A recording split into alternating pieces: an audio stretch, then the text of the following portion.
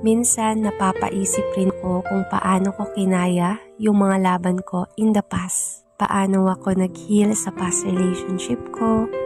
Paano ko nag-gain yung confidence ko after being a victim of bullying. Paano ko nami-minimize or nahi-heal yung pag-overthink ko and the like. Napakadami kong tanong pero iisa lang yung sagot na nakukuha ko. Yun ay sa likod ng mga pagsubok na ito, may Diyos na lumaban para maipanalo ko. Dahil kung ako lang ito, sigurado akong natalo ako.